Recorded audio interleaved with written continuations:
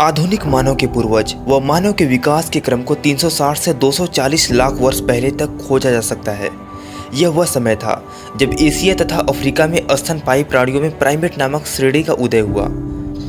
उसके बाद लगभग 240 लाख वर्ष पहले प्राइमेट श्रेणी में उपसमूह उत्पन्न हुआ जिसे होमिनिड कहा गया।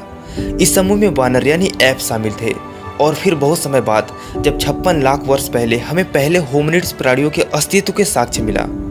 होमिनिड वर्ग होमोनाइड समूह से विकसित हुए। उनमें अनेक समानताएं पाई जाती हैं, लेकिन कुछ बड़े अंतर भी हैं। होमोनाइड का दिमाग होमिनिडों की तुलना में छोटा होता था। वह चौपाई होते थे, यानी 4 पैरों के बल पर चलना। उनके शरीर का अगला हिस्सा और अगले दोनों पैर लचकदार होते थे। इसके विपरीत होमिनिड सीधे खड़े होकर पिछले 2 पैरों के बल पर चलते थे। उनके हाथ विशेष किस्म के होते थे जिनकी सहायता से वह औजार बना सकते थे और उसका इस्तेमाल भी कर सकते थे। 2 प्रकार के साक्ष्यों से यह पता चलता है कि होमिनिड्स का उद्भव अफ्रीका में हुआ था। पहला तो यह है कि अफ्रीकी वानर यानी एप्स का समूह होमिनिड से बहुत ही गहराई से जुड़ा है, और दूसरा सबसे प्राचीन होमिनिड्स जीवाश्म जो ऑस्ट्रेलोपिथेकस वंश के हैं वो पूर्वी अफ्रीका में पाए गए हैं और उसका समय लगभग 56 लाख वर्ष पूर्व का माना जाता है। इसके विपरीत अफ्रीका से बाहर पाई गई जीवाश्म 18 लाख वर्षों से पुरानी नहीं है। होमिनिड होमिनिडे नामक परिवार के सदस्य होते थे। इस परिवार में सभी रूपों में मानव प्राणी शामिल थे। होमिनिड समूह की अनेक विशेषताएं थी, जैसे बड़े दिमाग, खड़े होने की क्षमता, 2 पैरों के बल पर चलना, हाथ की विशेष क्षमता जिससे वे औजार बना सकते थे और उसका इस्तेमाल भी कर सकते थे। होमिनिडों को आगे कई शाखाओं में विकसित किया गया। इन शाखाओं को जीनस कहते हैं। शाखाओं में ऑस्ट्रेलोपिथेकस और होमो अधिक महत्वपूर्ण है।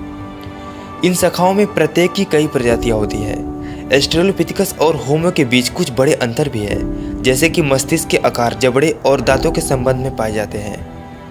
ऑस्ट्रेलोपिथेकस के मस्तिष्क का आकार होमो की अपेक्षा बड़ा होता है। जबड़े अधिक भारी होते हैं और उनके दांत भी अधिक ज़्यादा बड़े होते हैं। दरअसल इन प्रजातियों को वैज्ञानिक द्वारा जो नाम दिए जाते हैं वो सभी लैटिन और यूनानी भाषा के शब्दों से बने हैं। यह नाम इसलिए दी गई ताकि बानर रूप के अनेक लक्षण बरकरार रहे, जैसे होमो की तुलना में मस्तिष्क की अपेक्षाकृत छोटा होना, पिछले दांत बड़े होना और हाथों की क्षमता का सीमित होना।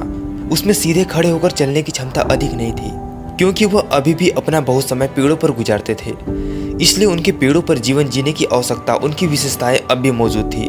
आगे चलकर औजार बनाने वाले, लंबी दूरी तय करने और पैदल चलने की क्रिया में बढ़ोतरी होती गई। तब मानवीय विशेषताओं तथा लक्षणों का विकास होता गया।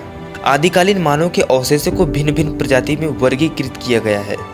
इन प्रजातियों को अक्सर उनकी हड्डियों की रचना में पाए जाने वाले अंकों के आधार पर एक दूसरे से अलग किया जाता है। तो दोस्तों, अगर आपको ये वीडियो अच्छी लगी तो इस वीडियो को लाइक ज़रूर करें और चैनल को भी सब्सक्राइब कर लें ताकि लेटेस्ट वीडियो आपको मिलता रहे।